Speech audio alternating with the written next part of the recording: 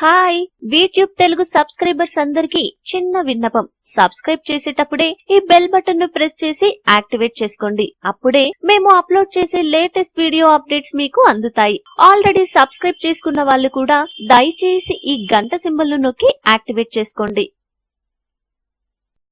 ఒకప్పుడంటే వేప పుల్లలు, ఉప్పు వంటి వాటిని పళ్ళు తోముకునేందుకు ఎక్కువగా ఉపయోగించేవారు. ఇప్పటి నయా జమానాలో వాటి వాడకం తగ్గి క్రమేణా టూత్ పేస్ట్లను వాడడం ఎక్కువైంది. అనేక రకాల దేశీయ, విదేశీ బ్రాండ్ టూత్ పేస్ట్లను జనాలు ఇప్పుడు ఎక్కువగా వాడుతున్నారు. అయితే వాటిలో ఏవి మనకు హాని కలిగిస్తాయో, ఏవి సహజ సిద్ధమైన గుణాలను కలిగిస్తాయో ఎలా తెలుసుకోవడం?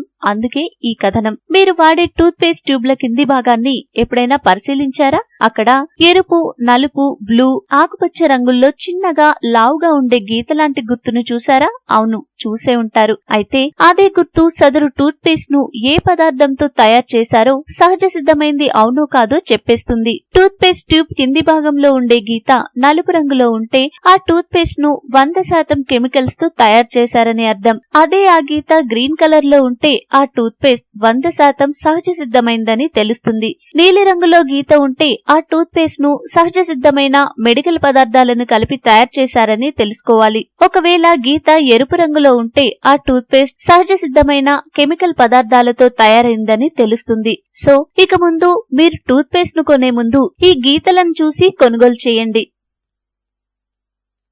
మీకు ఈ వీడియో నచ్చితే లైక్ చేయండి, మీ ఫ్రెండ్స్ తో షేర్ చేసుకోండి, కానీ సబ్స్క్రైబ్ చేయడం మాత్రం మర్చిపోకండి. Thanks for watching.